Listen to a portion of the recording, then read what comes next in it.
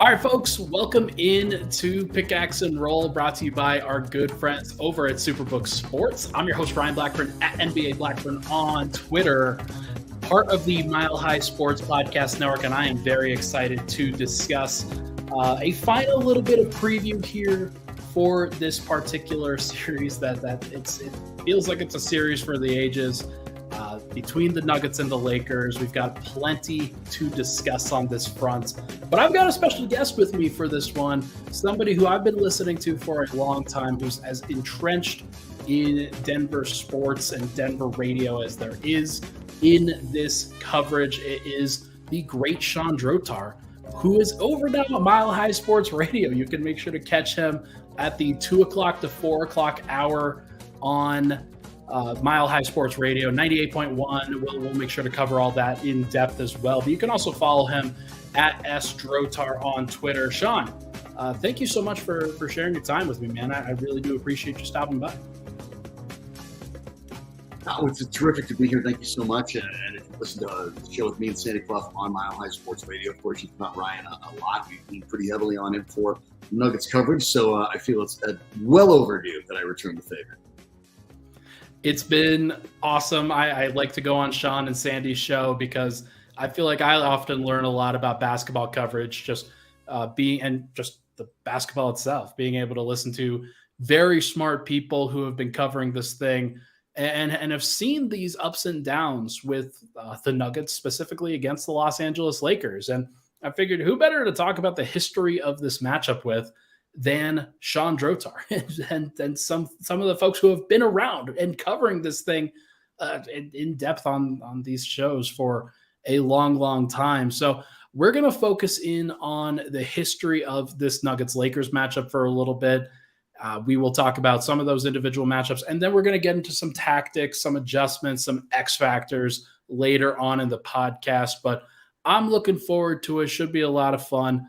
Let's get into it now with the history of this matchup. Now, obviously, the Nuggets have never won a championship before, Shawn. They've never even been to the finals before.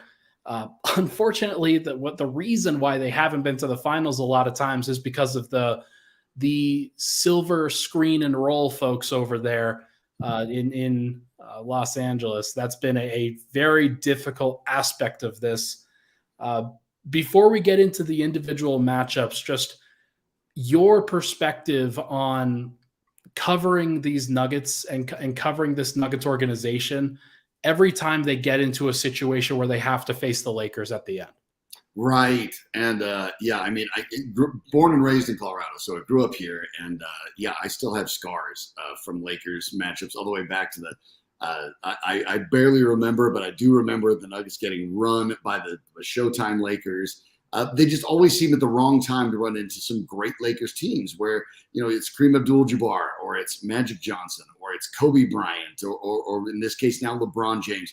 They always run into a Lakers team that is stacked. And there's definitely a giant chip on the shoulder of the Denver Nuggets and Nuggets fans.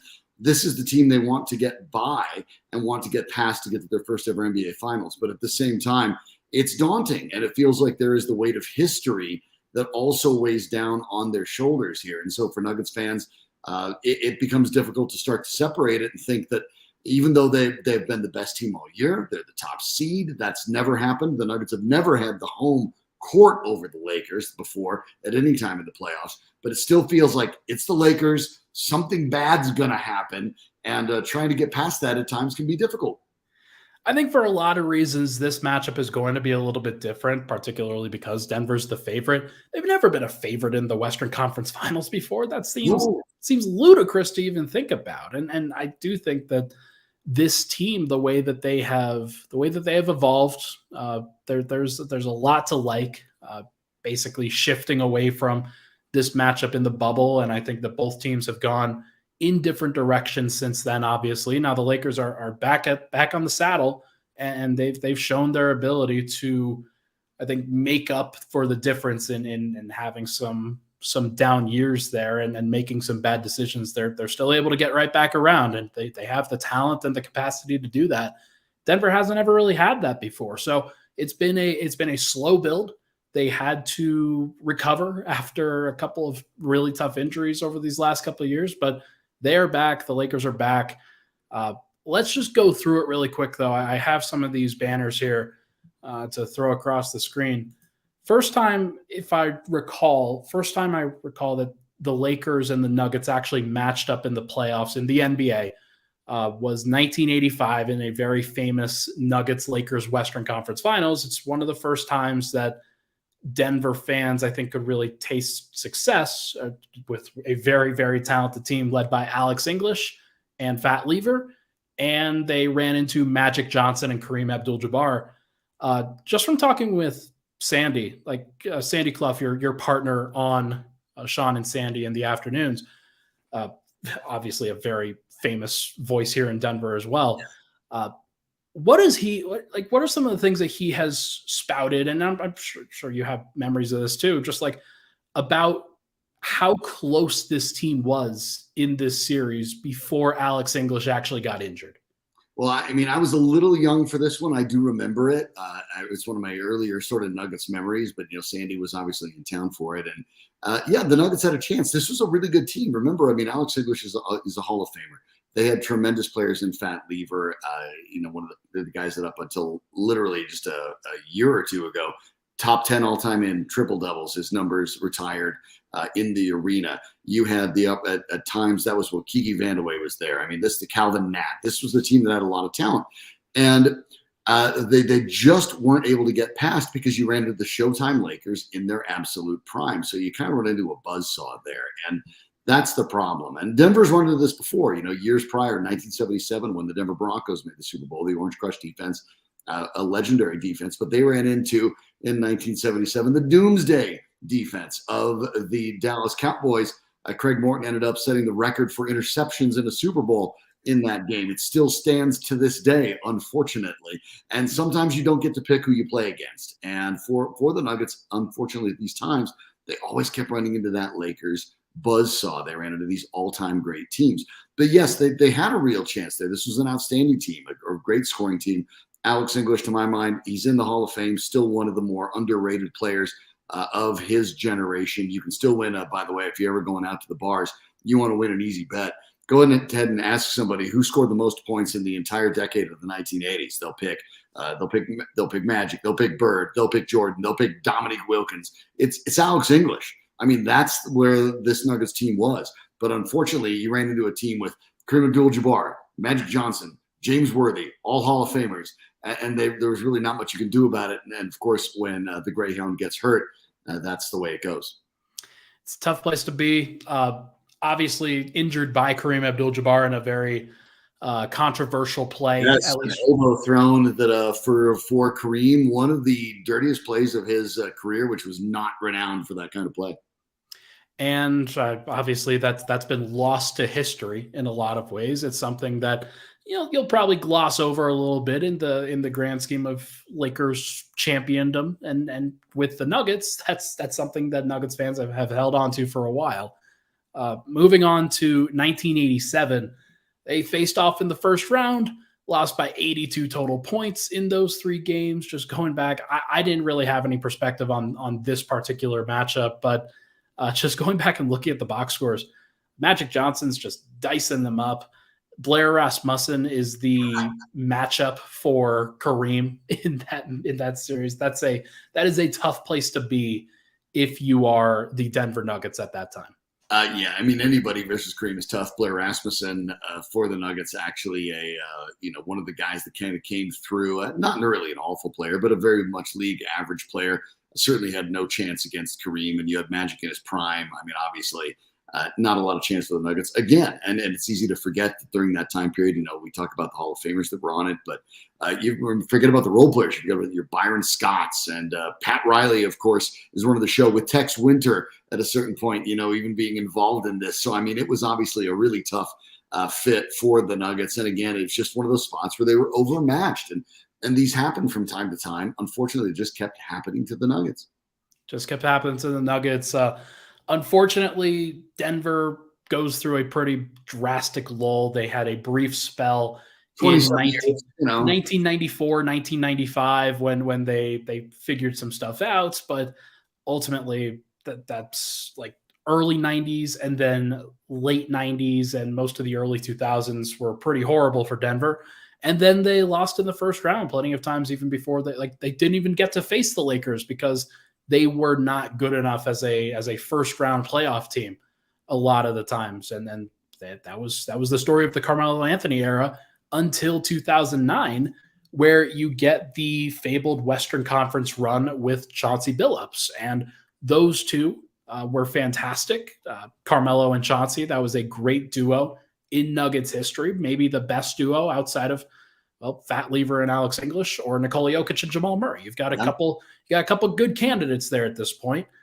And then Trevor Ariza happened, and inbounds plays happened. And I'm sure that George Karl has admonished this, and the players have spoken about this on podcasts and shows and all of it about, man, they don't even draw up inbounds plays anymore. Just all this nonsense. Look, Denver had an opportunity in those Western Conference Finals, and they blew it. That's fair. I think that's a fair way to put it. At the same time, I guess I look at it. We have George Karl on virtually every week over on the show with Sandy and I at Mile High Sports Radio. And Sandy actually has a podcast with George Karl. So if you're into the basketball podcast right here, like you're listening to this one, you want to check that out. It's called Truth in Basketball. Sandy Clough and George Karl. You want some basketball history? Very good show. Very good show. Check that out. But at the same time, that was almost a different NBA, Ryan, because this was still a league, and it is to a certain extent. I'm sure we'll talk about it over the course of this podcast. But this was a league in which big cities, stars ruled the day. And, we don't hear about star calls as much in today's NBA. Star calls existed for the NBA, and they existed for the NBA for that sort of span of time too, where, if you were a star, you'd drive, you could kind of flop, you could do anything, any contact, you're going to the line. The Nuggets were caught up in that too. Were they probably equal of those Lakers in that time? They were. But this was also a time in the NBA in which the NBA wanted a Los Angeles team in the finals, not a Denver team in the finals, for star power, for ratings, for all of that. And it's not to say that it was fixed, but there is a leaning in the NBA over the course of its history. And there is no getting around it. And I've covered this league for literally decades, in which the instinct is to go to the bigger market. And if there's a decision to be made, baseball will say the tie goes to the runner. In the NBA, the tie goes to the bigger market with the bigger stars. And so when you run into these situations with calls, that's the way it's gone. It is getting better, and it's part of the reason the Nuggets have a really good opportunity here. But in 2009, that was still a huge part of the league. And so to dance around that, I don't think would be entirely fair. Did the Lakers deserve to win that series? They did. Were the Nuggets probably a lot closer and would have stood a better chance had they have been from, say, Houston? Well, that's also the truth too.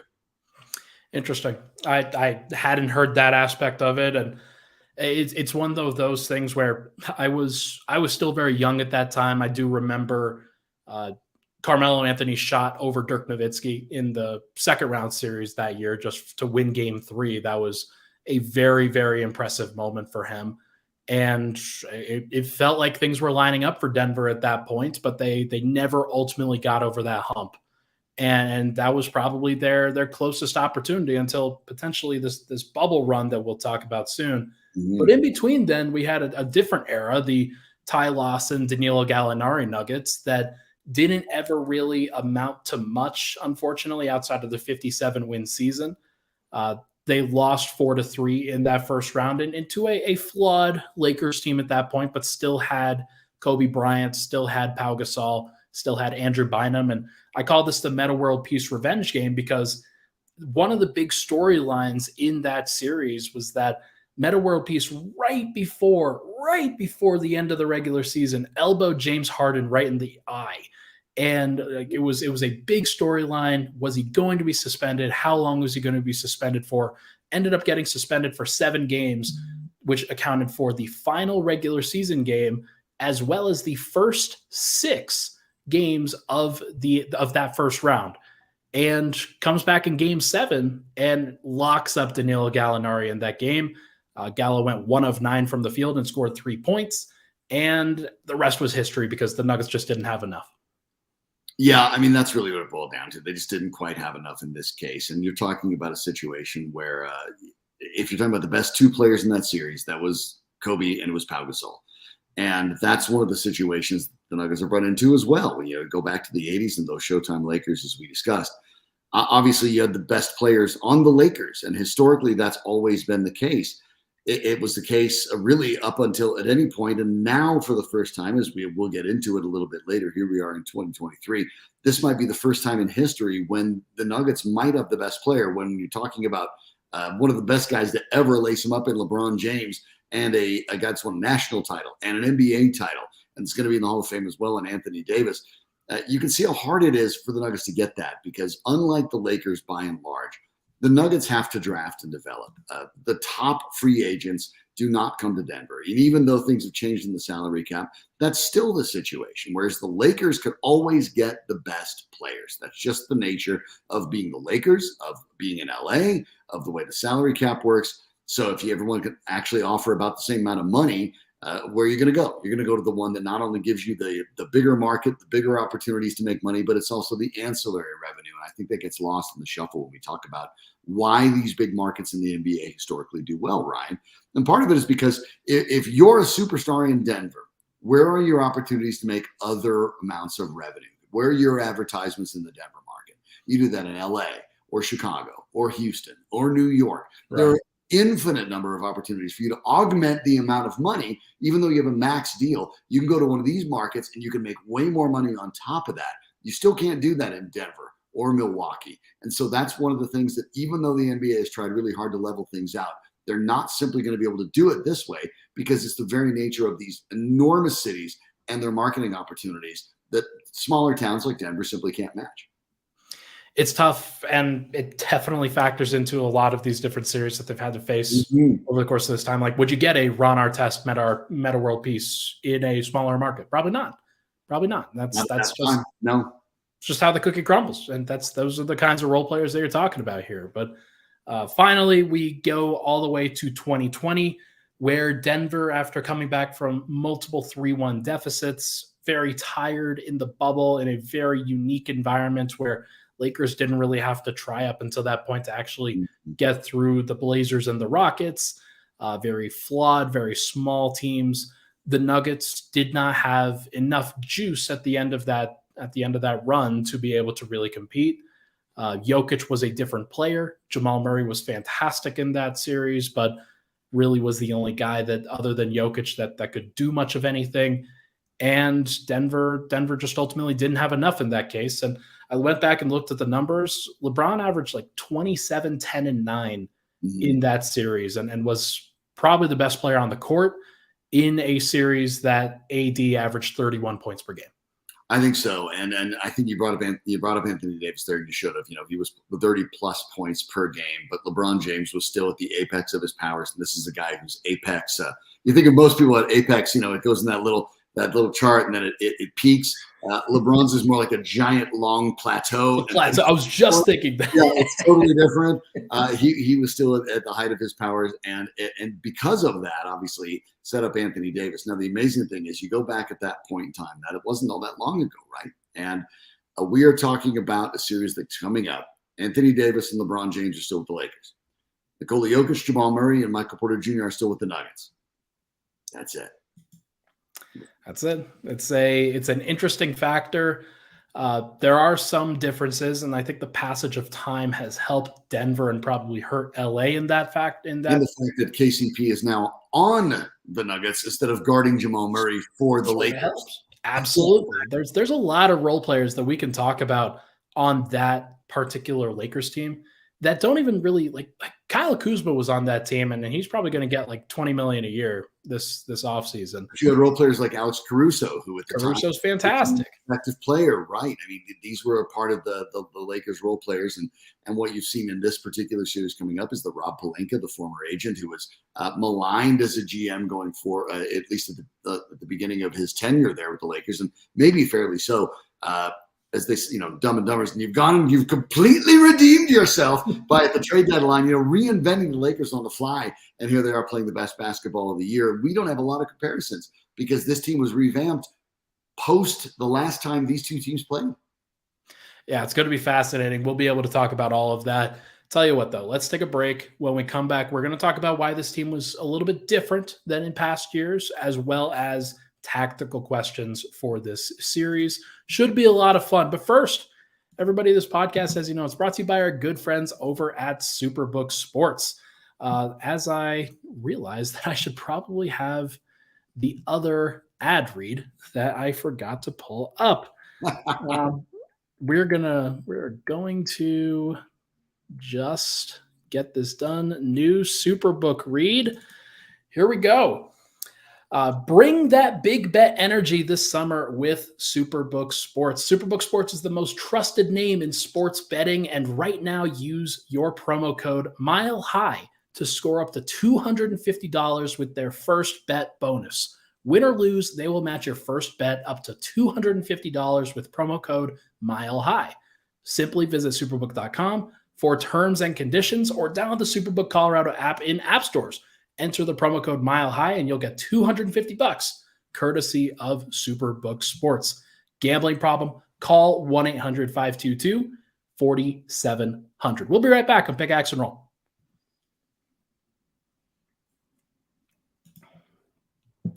All right, we're back.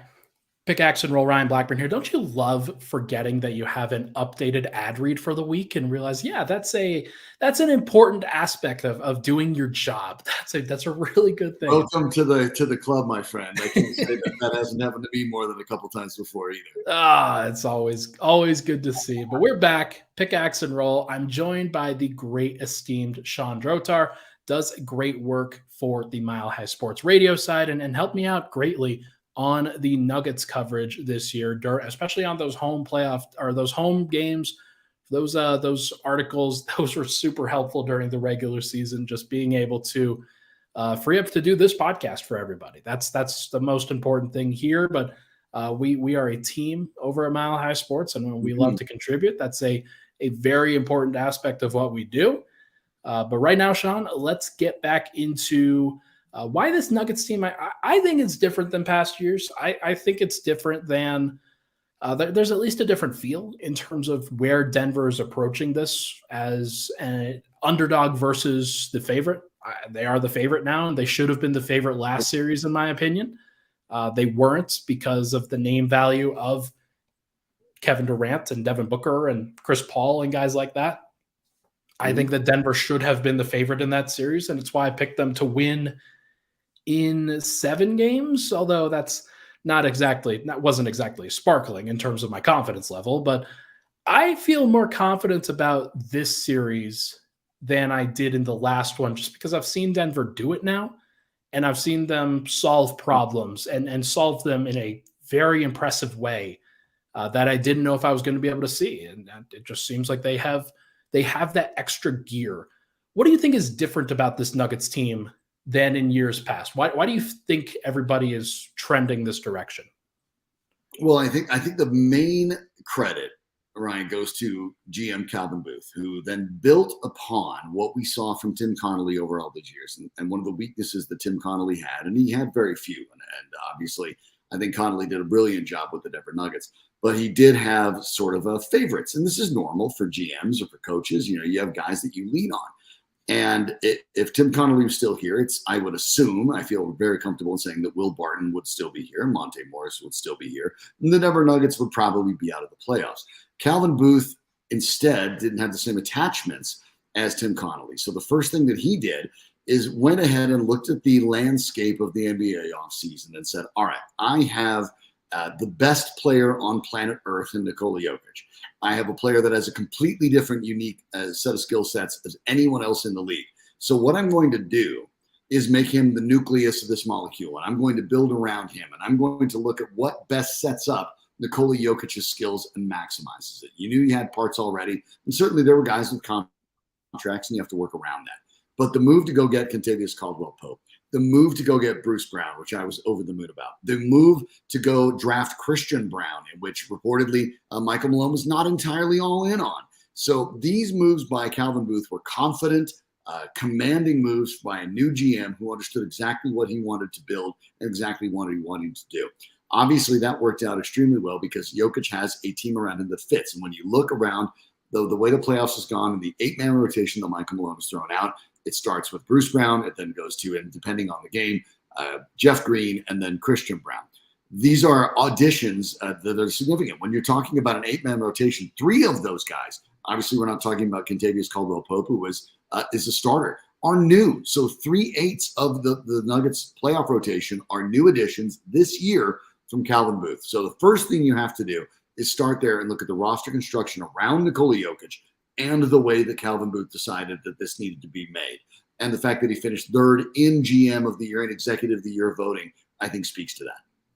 100%. And being able to solve problems as a general manager, it's an underrated aspect of finishing up the roster, where there are not a lot of resources when you get into this position where you've traded for, you've signed, you have extended, you have maxed out your core basically with Murray, Porter, Gordon, Jokic. You felt pretty good about that group.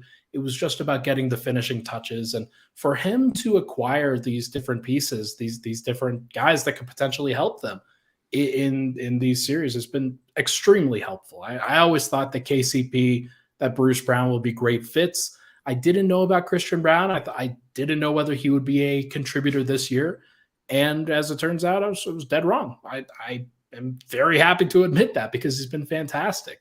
And Jeff Green, like he's still a veteran, that kind of a carryover from the previous, from Tim Connolly, but still a guy that they have trust in, still a guy that they have faith in. And Michael Malone at practice today credited the veterans and credited DeAndre Jordan and Ish Smith and Jeff Green and KCP and all of these guys who have been around the block and understand that. I think that that's another aspect of this, is just adding in veteran voices, adding in players that understand how this works, and then being able to navigate the different ups and downs of the regular season, keeping things fresh, not necessarily having to focus on things as intently as you need to, because you've taken care of your business. And then when it comes to the playoffs, you take care of your business that way. It's been really cool. It's been really cool to see them evolve, and they just feel like a different group. They feel like a veteran group. Yeah, and I think that is important. You do have a veteran group. I mean, I think that's a completely fair way to put it, because when you're talking about some of the players you've added, there is a comfort level. Now, there's not a lot of championship caliber guys on there, at least that have walked around with rings. Kentavious Caldwell-Pope is one. He got one with the Lakers, obviously, in that year in the bubble. But you have guys who have been around. You have guys who are well-traveled. You have guys who are hungry. I mean, you have very talented players. I've said this on the show multiple times. I love the talent that Ever Nuggets have, but give me 5 Bruce Browns in a pickup game, and I will take on anybody. I mean, I think they have versatility. I think they have guys with heart. I think they have guys with hunger. And now some of that core has been together for a while. When you talk about Murray and Porter Jr. and Jokic in particular, and that's something that Kevin Durant alluded to after the series ended with the Suns. Talked about, obviously, Jokic's ability, but also talked about Michael Malone and the culture that the Nuggets have had. And I think that was not only something that was genuine admiration from Kevin Durant, but also a bit of an understanding that he didn't get that. He got traded to this team at the trade deadline. It's all new guys. He was still hurt. They had to just kind of throw it all together. And it was just the talent, hoping that the talent would take everything over. In the Nuggets case, there is genuinely a confidence and a comfort level in one another that I think actually gives them a bit of confidence in those bad spots. And Michael Malone, give him credit. I have had issues with the way Michael Malone coaches during game time. I have no issue with the way he handles things in between games.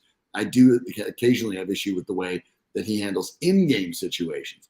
But he was the superior coach against Minnesota. He was the superior coach against Phoenix. And quite frankly, I see no reason why he won't be the superior coach against former Denver Nugget player Darvin Ham. We'll have plenty to talk about there in just a little bit, but now let's transition into the tactical questions here, where I've got several points that I want to make on this one. I've got several things that I think are general questions that will be answered eventually, that we can go as general or specific as we want to in these. But I think the first one that really stands out to me is just who starts for the Lakers. They changed their rotation in this last Golden State series. They might change it back, but they had been starting Jared Vanderbilt. He had done a great job against Ja Morant, struggled to make an impact, not necessarily against Steph Curry, but they weren't playing as well against Steph and what they were supposed to be doing. And there were some weaknesses there. So they decided to start Dennis Schroeder in game 6. That worked well for them, though that is a completely different team and a completely different situation than the Denver Nuggets. So my question to you is, if you're the Lakers, you have these different guys that you can mix and match. Only LeBron and AD really need to be on the court. Austin Reeves has proven to be fantastic, though. D'Angelo Russell's probably going to start for them too. Who else? Like, who would you put as the 5th starter there for the Lakers? And what do you think they go with versus the Nuggets?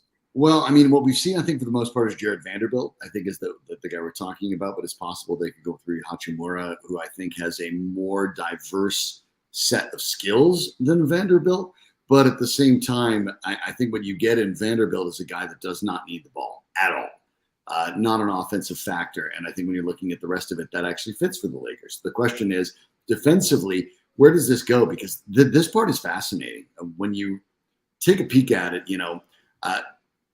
guarding against Anthony Davis, who was so brilliant in the bubble that we talked about earlier, that's Nikola Jokic and I don't know. Where do you go? Is it something that if Jokic is in foul trouble or if you need to go to the bench, can it be Jeff Green? I don't think so. Where do you go with this?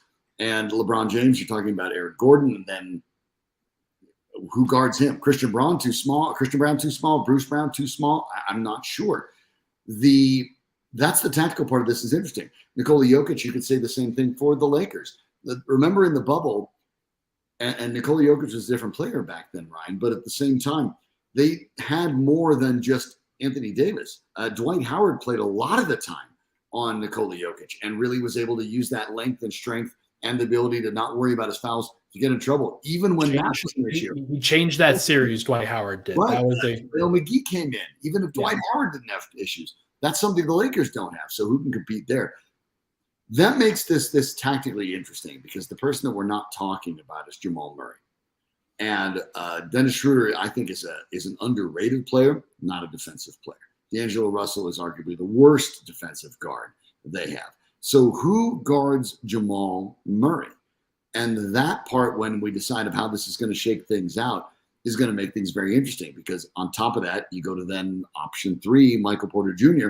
Who's going to guard Michael Porter Jr.? Is that Jared Vanderbilt? Is that going to be a good fit? The Nuggets, fortunately, have more opportunity to create mismatches than the Lakers do. The problem is the two guys that can create mismatches for the Lakers are both, at least one is their first ballot Hall of Famer, belongs on the Mount Rushmore of NBA basketball players. And the other one isn't too far from it.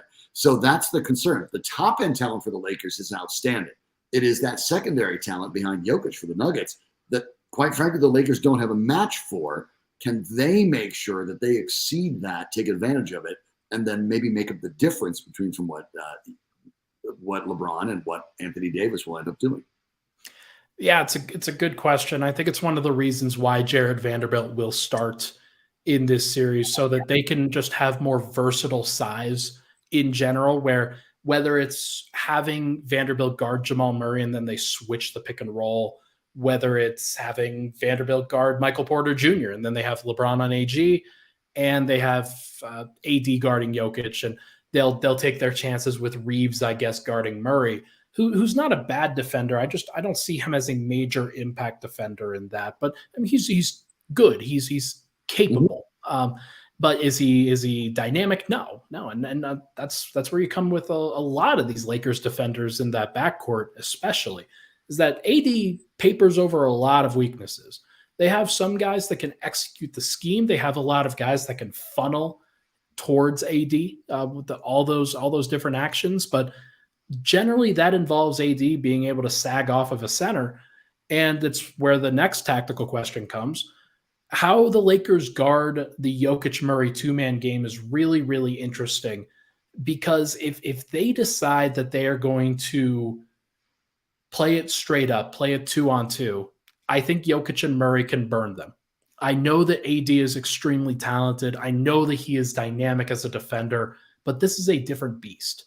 This is a different Nuggets attack that is a little bit more diverse. It's a little bit more dynamic than even the Stephen Curry and Draymond Green two-man game. It's just better because Jokic is going to be a super threat in that. And then a lot of the stuff that Jamal Murray does in kind of that 2-on-2 action, it takes advantage of somebody like a AD who can't get away from Jokic in that situation. So that's going to be interesting. I think that Denver's two stars, Jokic and Murray, are going to be in line for big series. Like the Lakers are not going to want to help that much. They might decide to. They might decide to help a lot more than I'm expecting. But I think that those guys, Jokic and Murray, are going to have a lot of times where maybe it feels like game 3 and game 4 against the Suns, where you've got plenty of two-man game, not as much general ball movement. But I actually think that they're pretty well versed to do that this time around. I think so. I mean, it's worth noting that in the regular season, 79% of the time with Jokic in the paint, the Lakers did send doubles in the games that they played this year. Now, as we've talked about, because the trade deadline, that Lakers roster has entirely been overhauled, and it's not the same kind of situation. But I would presume, because they had some success with it, they're looking to do it again. So what does that mean for Nikola Jokic? Now, it probably means he needs to decide a little bit faster to pass out of that double team that may be coming. The thing is, I'm not concerned about that. Nikola Jokic sees the NBA basketball court like Keanu Reeves did as Neo in The Matrix. He sees the code before anyone else sees it happening. So I think that Jokic will adjust and adapt to that in reasonably short time. But I do expect the Lakers to do it because I think the Lakers are simply unwilling, knowing that they have nobody. There is no Dwight Howard. There's no JaVale McGee. They have nobody behind Anthony Davis in case Davis gets in foul trouble to stop Jokic. They signed Tristan Thompson. They got him for the playoff situation, but he hasn't played. Mo Bamba, as we sit here and talk about this today, is still in LA after getting a PRP injection, plate therapy injection earlier in the playoffs. He's hoping to join the Lakers in Denver for game 1, but he's not going to play. They have no size outside of Anthony Davis. None of those guys are there anymore. So I think they're going to roll with the double teams as quickly as possible because it's the best way to hope to contain Jokic. Jokic, however, probably knows this and is going to pass out sooner. This is why I think when you look at the two-man game that you're talking about, it's really important not to overlook Michael Porter Jr. To my mind, Michael Porter Jr. is one of the major X factors of the series.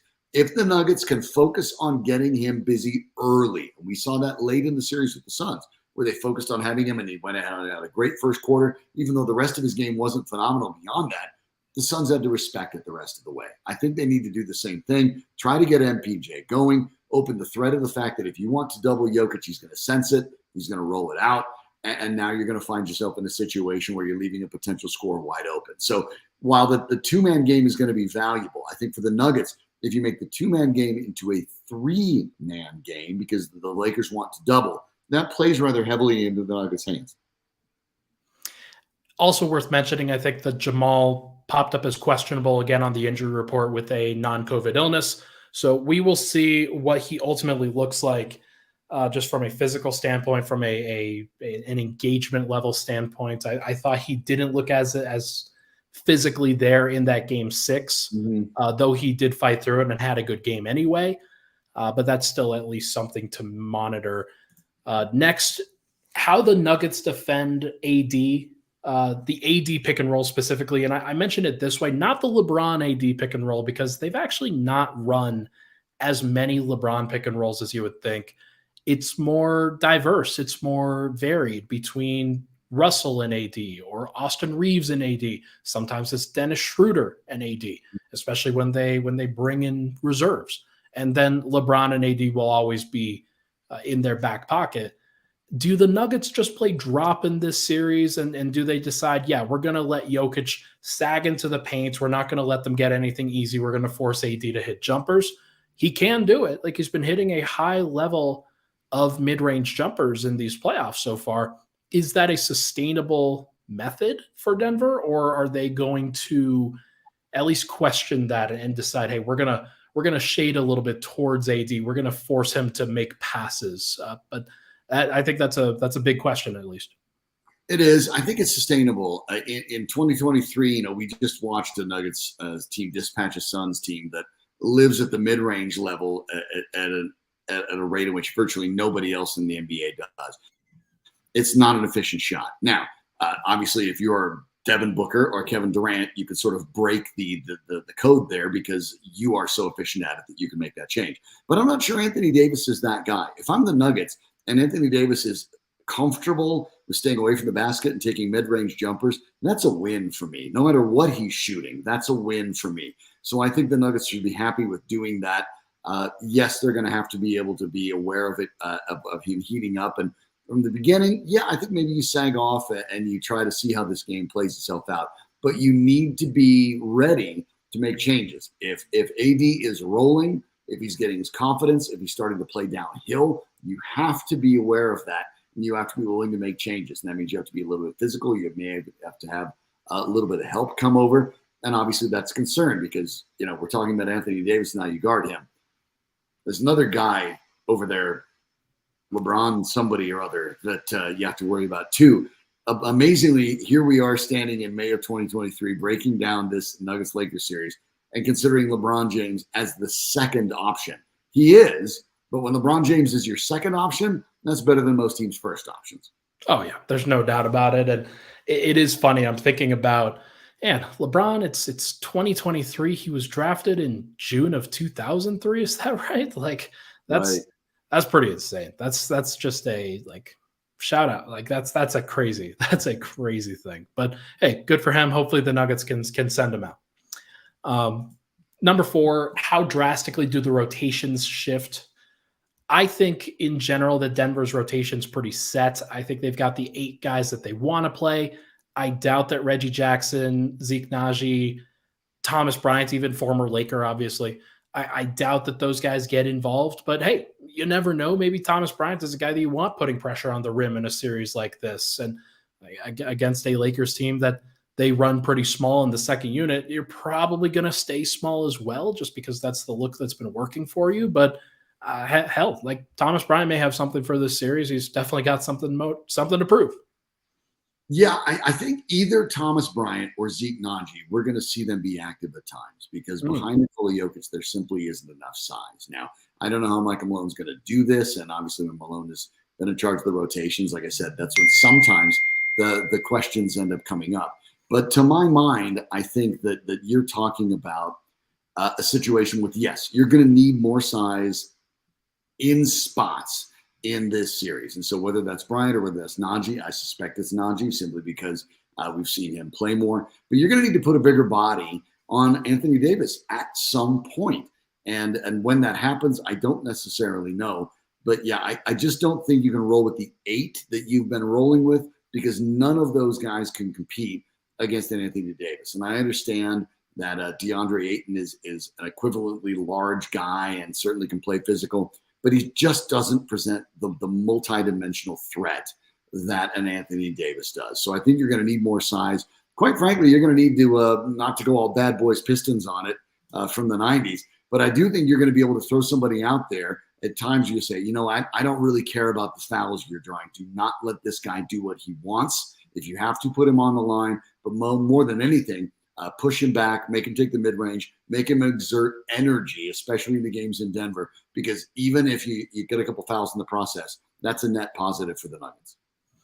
For sure. The last one here that I have before we hit another break, is LeBron going to be the go-to guy for the Lakers? I know we talked about, hey, he's right now the second option. He's the second option, but it's really hard to say, yeah, I mean, you're definitely going to go to AD in these situations, and you're not going to go to LeBron.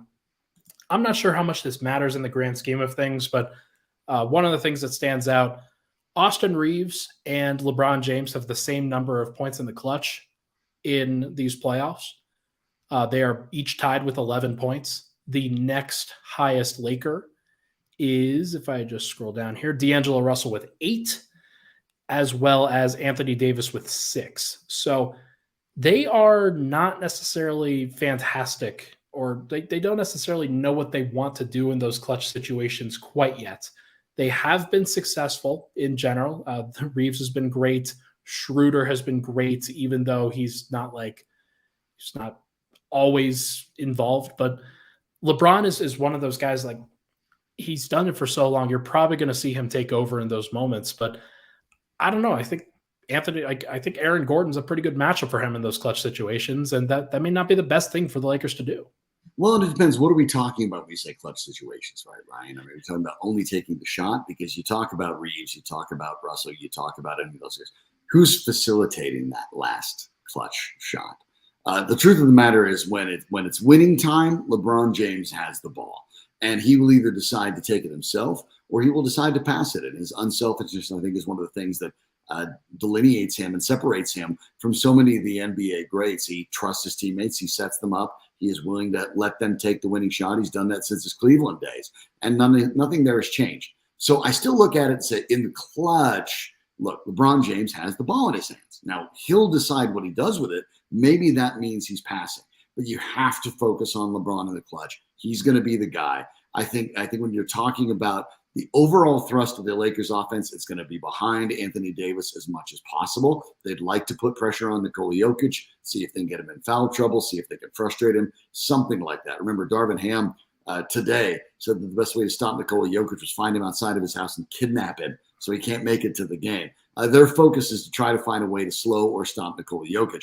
But when it is winning time, you're going to the guy that has done it more than anybody else on that team. It is going to be LeBron James. And I guess I look at it, whether he passes or whether he shoots, that's the guy I'm watching out for. It's completely fair. And I do want to, let's give some credit where credit is due. A guy like Lonnie Walker has 15 in the fourth, and LeBron is playing off ball. They have Anthony Davis, obviously, for these different situations. D'Angelo Russell has stepped up at various points. Austin Reeves has stepped up at various points. So they do have guys. They have players that you feel like, okay, you can make a good decision with the ball in your hands in these moments. But I also just think it's even tougher. It's even more pressure, especially if Denver is able to go up in this series as opposed to the Lakers going up. Because if you're playing from behind as the Lakers in a series like this, then each of those individual moments become more pressure packed. So LeBron is built for that. We know that. Anthony Davis is built for that. We know that. Whether the rest of their group is or not, that remains to be seen. And I think it's fair to at least have some questions about where that ends up going, because LeBron is, like we said, he's in his 20th season. So it's I don't think it's wild or off or out of touch or off base to be at least questioning it. So tell you what, though, let's take one more break. When we come back, we are going to discuss X factors as well as make our predictions for this series. But first, everybody, this podcast, we are associated with our good friends over at Mile High Sports, Sandy Clough, Shawn Drotar, who you are listening to on screen right now. In case you haven't heard, these guys are back on the Denver airwaves here at Mile High Sports. They are fantastic. You can make sure to catch Sandy Clough and Shawn Drotar weekdays from 2 to 4 p.m. on MHS Radio. Listen live on the MHS mobile app, 98.1 FM, 107.5 HD3, and stream the video version of the show on milehighsports.com, as well as on the company Twitter. Plus, each and every episode of Sandy and Shawn is available for you to listen on demand in podcast form. Just search Sandy and Shawn wherever you get your podcasts. We'll be right back here on Pickaxe and Roll.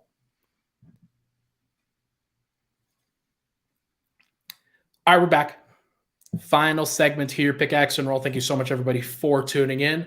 Joined by the esteemed Shawn Drotar, somebody who, just stop it. It's fine. I don't know what esteemed is, but that just means you're old, dude. That's all it is. That's all it is. Don't take it too seriously now. Come on. No, but we're having fun here. I told Shawn that we would go for about 45 minutes, and look at us, 49 minutes in. Just rolling through this bad boy. Let's go to finals. Let's go. Might as well. Let's go to X factors for both teams now.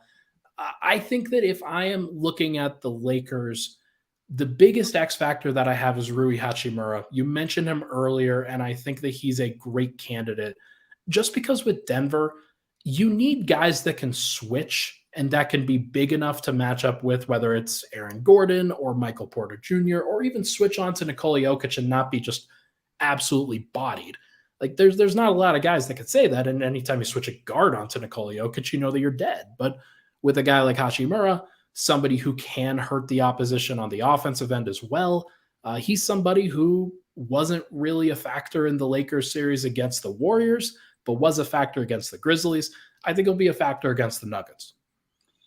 He very well may be. That does seem to be one of the guys that I think can be impactful. I think he's a sort of a mismatch and flexible. Like you're talking about, maybe not the same as Aaron Gordon for the Nuggets, but not entirely of a different vein. A guy that you can kind of switch on to certain people and let him do some work. So Hachimura, I think, is part of it. Jared Vanderbilt, I think, has, in this case, too many deficiencies in his game to be able to stay on the floor for very long, whether it's the lack of offensive potential. Even though I think he's an interesting defensive player, he is essentially a zero on offense. And at this point, when you're talking about a Nuggets team that can get double-digit scoring out of all 5 of their starters, that ends up being something that the Lakers can't afford. So, yeah, I think Hachimura is definitely one of those guys to keep an eye out for, and especially in this first 2 games in Denver. Let's see what the minutes break down to be. We'll have an idea of what the Lakers want to try to do. Yeah, Vanderbilt, like you mentioned, he reminds me of Josh Okogie, somebody that Denver is going to leave on the perimeter. They will make sure to box him out. You'll let him go. Exactly right. I mean, you will simply leave him alone offensively and go ahead and collapse on a guy like Anthony Davis instead. Yeah, that'll make it tougher for the Lakers. So they will likely get to the place where they have 5 threats on the court at all times. That's just the way to attack a team like Denver, where they have to give Jokic a little bit more help because he's not as mobile, because he's just not like that dynamic of a defender. And that's fine. Like it's worked out well for Denver so far, but we'll just have to see where it ultimately goes. For Denver, I would probably say I always call Michael Porter Jr. an X factor, because what I really mean is I don't know what you're going to get from him, and it could be great and it could be meh. It could be underwhelming. And this is a series where I don't really have a great feel for what he's going to do. I think that they could involve him. They could decide, hey, we're going to try to get you going. Like you mentioned earlier in this podcast, maybe not going to as many Jokic Murray actions and trying to work in Porter into that mix. I just think sometimes it's a little bit more complicated because Denver, I don't think they do that entirely well. And sometimes, like a team like the Lakers, they'll be sitting on all of those pet actions that the Nuggets have for Michael Porter Jr. So Denver's going to have to get creative. They will, and I think we saw that it can happen against the Suns late in that series, but you're right. There has to be a dedicated focus, and this is where basketball, to me, more than any other of the big sports we talk about, is so fascinating, because so much of personality is involved in this, right? And I'll talk about Michael Porter Jr. in specific, but Aaron Gordon is part of this as well. And if you don't involve Michael Porter Jr. early in the game, you will then find him generally just kind of camping out by the 3-point line, not doing a lot of the other things that he can do. But if you involve him early, if you get him running, if you get him moving, if you get him active, you'll get a guy that's more active on defense. He's never going to be Bruce Bowen or anything, but you'll get him more active on defense. You'll get him cutting. You'll get him on the backdoor screens. You'll get him doing a lot of different things offensively. But you have to involve him early. It's the old rule, right? You get the big man to run, you got to feed him. It's not quite the same with MPJ, but there is a similarity. I think that Aaron Gordon sometimes can be the same way. Aaron Gordon can be a dynamic force, even if he's not putting up big points, because of the way he moves without the ball. But if he's not involved early, sometimes he tends to not move without the ball. All of us have played pickup basketball at some point, right? When you realize you're never going to get the ball, you're not doing a lot of the hustling. That's just human nature.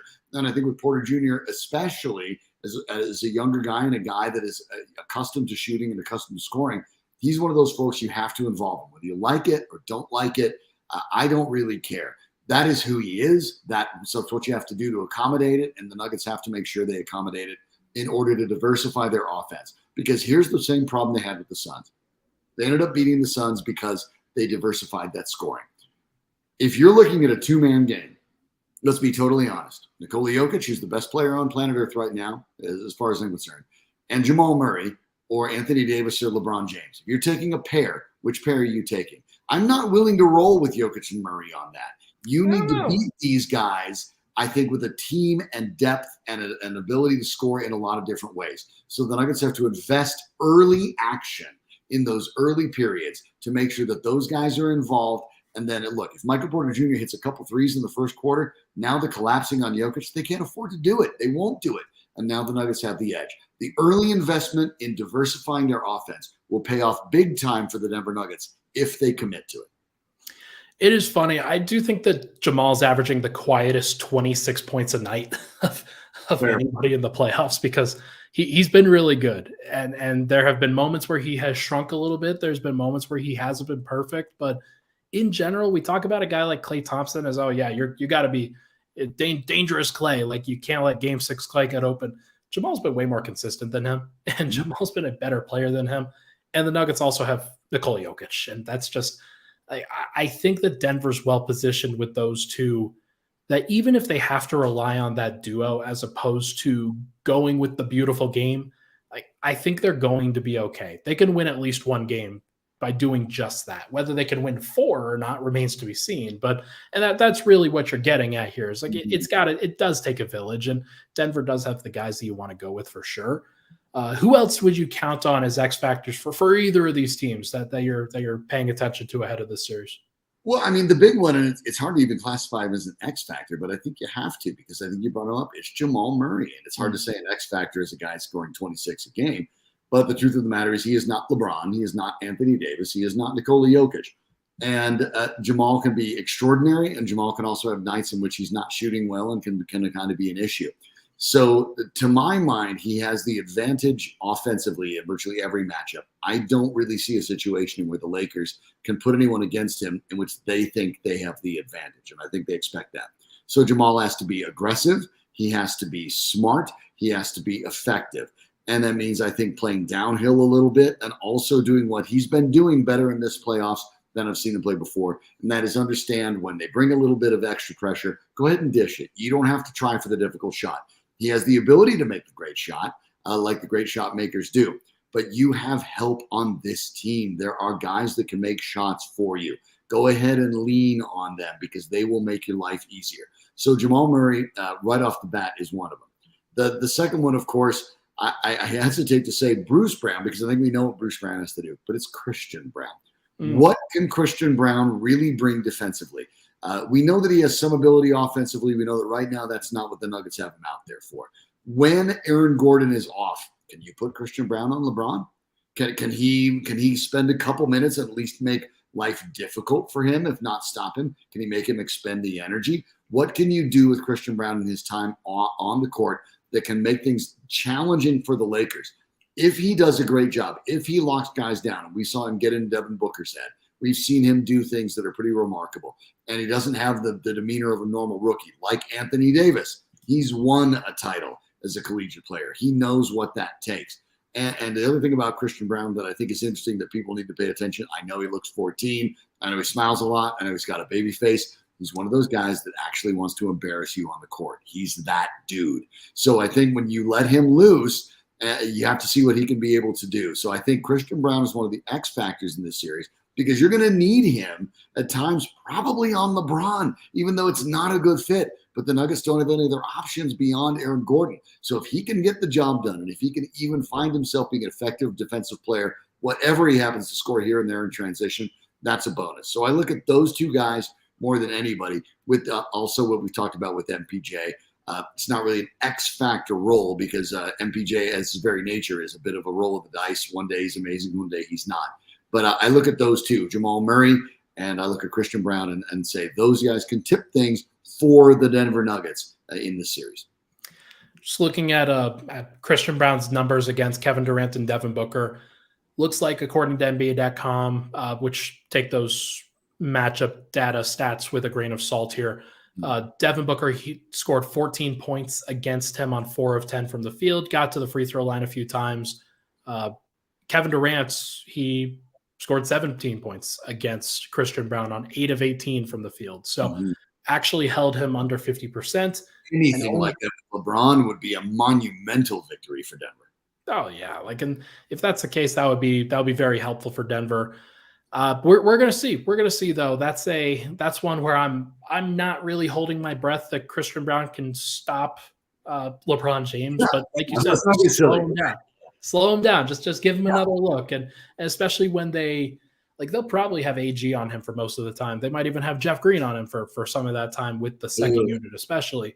But he's going to hunt those switches, and he can't hunt for Jamal Murray, for Bruce Brown, and Christian Brown with that bench unit. He can only, like, if he's only hunting for those smaller guards, and that's a win for Denver. They'll be able to figure that out. But if he doesn't care who's on him with that second group, then that's a definite issue. But the other one, we haven't really mentioned this yet, the foul calls. Yeah, like I don't want to spend too much time on this because look, we talked about it at the top. Like the Lakers, they naturally get a better whistle than a team like the Nuggets throughout history.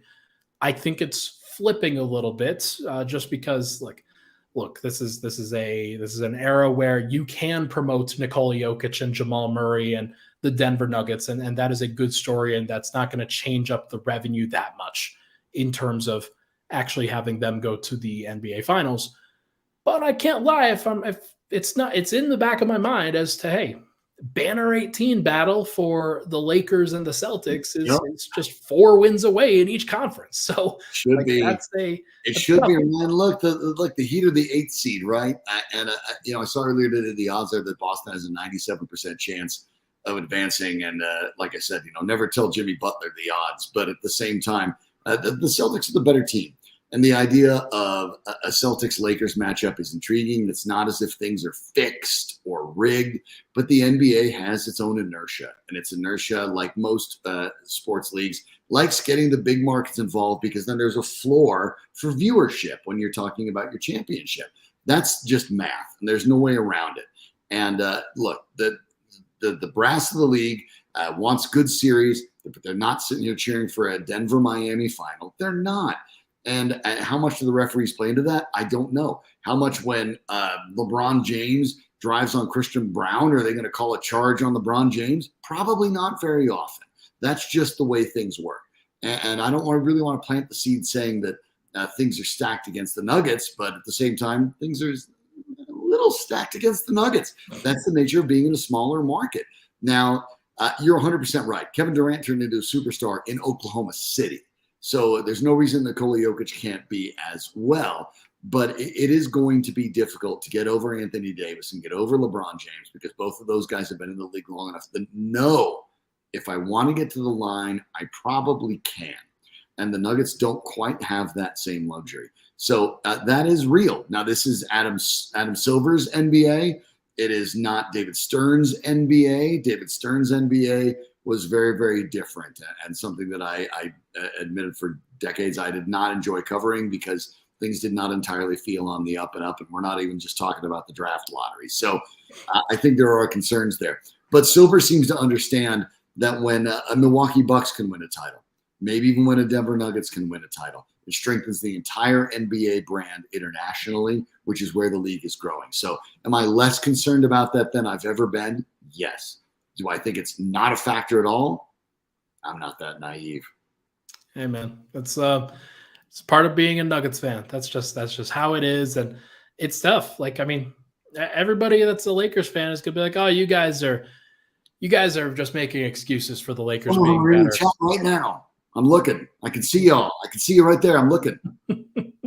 It ain't that deep, guys. Like, we think that Denver has a serious chance, and like this is the best Nuggets team of like their franchise history. Like there's no doubt in my mind that this is the best team. This is easily the best chance they have ever had to win a championship, and it's nowhere close. And then you're going up against a 7 seed. If this is what actually, like, I mean, if they stops here, there's gonna be hell to pay. But yeah, next one. Michael Malone versus Darvin Ham, I think, is something we'll talk about this and then we'll wrap it up.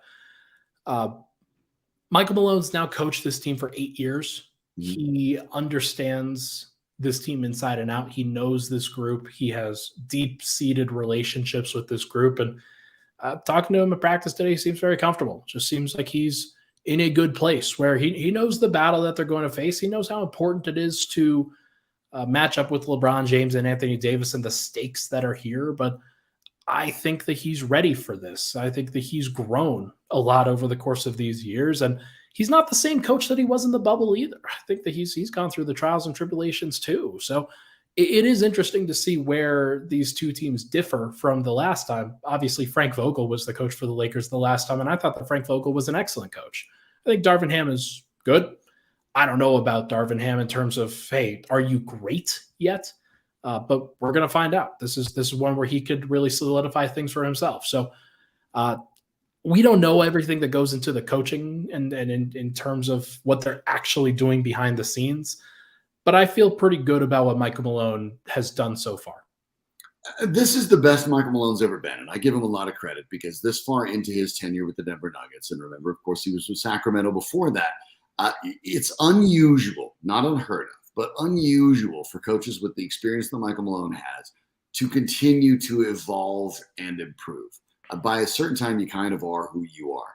But Michael Malone has gotten better at substitution patterns. He's always, I think, been pretty good at using his timeouts, but the substitution patterns have been better. Falling into a rhythm has been better.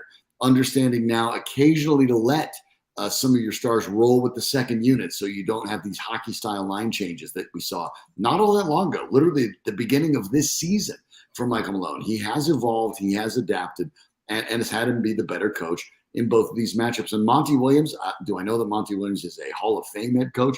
I don't know. But I know that he's a very good coach. And even though he was dismissed after this loss to the Nuggets, he's going to find himself a very nice job very, very soon. And Michael Malone outcoached him. That's the simple reality. Now, do you think that Darvin Ham's going to be able to match Malone at this point? Probably not. And Ham's in a weird spot, too, to be honest, because he's still dealing with a team that is relatively new. This is a team that got assembled, kind of thrown together at the trade deadline more than anything else. He's been playing more guys than Malone has been playing. That can be a problem as the levels of the playoffs go along. I think Michael Malone has the coaching advantage. And I don't think we've said that too often in his career, but we are now talking about the third straight series in which Malone may end up being the better head coach. The bright side is the Nuggets trust him and give him this. We've seen how many times when Nikola Jokic gets the whiteboard during a timeout and Jokic is the guy drawing up the plays. That requires an extraordinary amount of confidence and comfort in your role as head coach to be able to say, and I don't care how great your player is, LeBron James doesn't get the whiteboard. Okay, that's not what's happening. Michael Malone's confidence in himself, confidence in his team, comfort in where he stands as the Nuggets head coach ends up showing in those moments. The Nuggets do trust him. They believe in him. They believe that that he will do more or less the right thing as much as any coach can. There are always things to nitpick. But he also sort of shares that role and understands that he's in there. He's in the thick of it with his players. And that's one of the special things that you start seeing from head coaches. I'm not going to put Malone on the Phil Jackson level or anything like that. But I am seeing a consistent evolution of a coach that continues to get better. And in this case, I think his experience gives him the edge over Darvin Ham in this particular matchup. He doesn't get a lot of credit for being an elite coach. And I don't know if there are certain factors that you're never going to know about from just behind the scenes, what he's actually doing. But you've never heard any questions about the Nuggets locker room over the course of outside of Rose Highlands case. Out of there. Yusuf Nurkic, out of there. Like not going to deal with it. Just not going to let that fester. And Denver, like he's done a great job of bringing up Michael Porter Jr. Like that's a really important point in his favor, I'd say. If Denver does win a title, I think he can solidify himself as a top 5 coach in the league. Like that sounds like like both a shot at him, like kind of a veiled shot, as well as maybe, it's too high praise. You're too overreactive on that. But no, I think he's the 4th longest tenured coach in the NBA right now behind Popovich, Kerr, and Spoelstra. And all of us have rings. All those guys have rings. It's a big factor. You've seen other guys like Frank Vogel and Mike Budenholzer of recent years, and even Monty Williams, who went to the finals a couple of years ago. Like you've seen those guys get ousted. And it's not a guarantee that you're going to always stick around. But I think with Malone, if he were to earn a ring with this team, that would be a really big deal for him and just for where he sits in the NBA hierarchy. Not that he really cares. Actually, he does have a little bit of an ego. I don't want to understate that either. Like he does. With the whiteboard thing, he wasn't like, he wanted to make sure, the next time they were talking about plays, he was like, Nikola Jokic and I, we both came up with this one. Right, of course. But it was a collaborative effort, and it was really my call, but it was a collaborative effort for sure. But that's an interesting factor. But let's wrap up here with we're both picking the Nuggets in this series. I made my prediction public on last night's show with the Denvengers that we're now calling ourselves, the Adam Mares, Matt Moore, Swipe a Cam, and myself. Everybody go check out that show if you're interested in another show. Company, by the way, that's 4 good guys. we love it. It's a great group. It's a great crew. But I publicly said Nuggets in 5. Whew. It's a bold prediction because I think a lot of folks think this Lakers team could absolutely do it. And let me be clear, if some of the factors that I'm thinking of in my head, if they go the other direction, then it could absolutely go Lakers, and it wouldn't surprise me. But I think that Jokic is going to be able to match up and exceed what AD's doing on certainly on the offensive end, but I think he's going to be better on the defensive end that people give him credit for. And AD's not going to have the same level of success that he had either in the regular season or in the bubble against Jokic. There will be some other things that Jokic is able to do, and that's great. That's going to be helpful. And I think that Denver's role players are just better. I think that they are. I think that Murray and Porter and Gordon and KCP and all these guys are going to have the capability to be able to step up in these different situations. And Denver knows who they are. The Lakers are still trying to figure it out. And I think that the Lakers have definitely benefited from playing some weak teams. I know the Lakers fans want to say that Denver's faced weak teams with the T-Wolves and the Suns. The Suns were the favorite. The Suns were the favorite in the conference. I don't know. We kind of gloss over that, but that was what happened. Denver wasn't the favorite in that series, and they took them down. Could the Lakers take down the Nuggets even though the Nuggets are the favorite? Absolutely. Is it going to happen? I don't think so. I think the Nuggets have solves. I think that they're going to take care of home court, and I think they get one of those games in LA. And if you process it like that, then you think Nuggets in 5. I agree with you that they'll get one of those in LA, but I can't go that far. I think the Nuggets do win this series. I mean, I can't believe it as a guy that's born and raised here. The idea of picking the Denver Nuggets to go to the NBA Finals just seems so foreign. I don't know. Wild. But I do think it's very simple. I think they're the better team, top to bottom. I think they're the more cohesive team. They weren't thrown together at the trade deadline.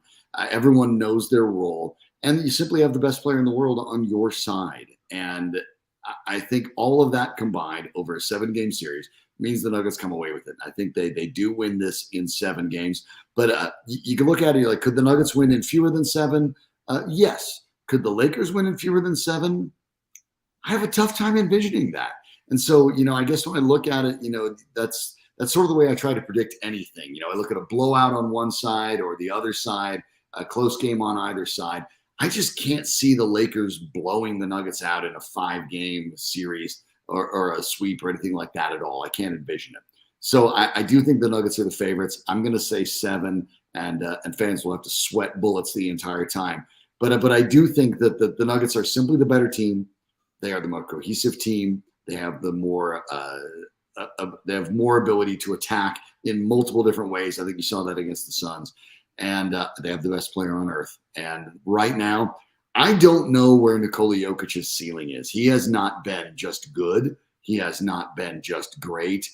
He has been historical, generational, transformative in these playoffs, whatever you want to call it. And if you're very concerned about Anthony Davis's ability, in the last 4 games they've played this season, Nikola Jokic averaged 29.3 points, 14 boards, and 7.3 assists against Anthony Davis. That's not much different than anybody else. Jokic right now is on a different level. He is basically breaking the code of basketball. He is a one-man army, and there is no answer for him right now. Darvin Ham knew it. That's why I said specifically what he said earlier today. If you want to beat Nikola Jokic, you just have to make sure he doesn't get to the arena. Game 1 will be important. Game 2 will be important. Figuring out if Denver can defend both of those games, then I think the Nuggets will take this early. And I think when you're factoring in a long series, you're probably factoring in that the Lakers get one of those. It's hard for me to say. I just believe in Denver's home court. I believe in their ability to they're just so much of a better team at home than they are on the road. And that's the difference in the bubble from what we saw a couple years ago. It's an option. Absolutely. It's going to be fun. This is going to be interesting. But we'll just have to see where it goes. We could be wrong, and if we're wrong, then we'll probably get clipped, and people will probably come after me on Twitter just like they normally do. People do it all the time. Don't worry about it. You're new to this. You'll get used to it. Yeah, absolutely. I'm sure I'll be in several scandals between now and a couple of years. You want it, man. Don't worry about it. Going to be great. Hey, Michael, can you hit that outro music for us? Everybody, that is going to do it for this episode of Pickaxe and Roll, brought to you by our good friends over at Superbook Sports. Thank you so much for tuning into the show. We appreciate all the love and support on it, as always. Shawn Drotar, you can find his work at @SDrotar on Twitter, as well as on the Mile High Sports radio side of things. He and Sandy do a fantastic show. I will be on tomorrow at 3, helping to preview the game once again on the radio side. We'll have some different questions, some same questions, just to be able to get a nice flow into what's going to be a fantastic playoff run. Should be very fun. Shawn, thank you so much for hopping on with me. Really appreciate it, man. Anytime. I was delighted to be able to participate. Thanks for having me on such a momentous occasion, my friend. It's going to be fun. It's been great, man. Everybody hit that like button on the way out. We'll talk to you guys tomorrow.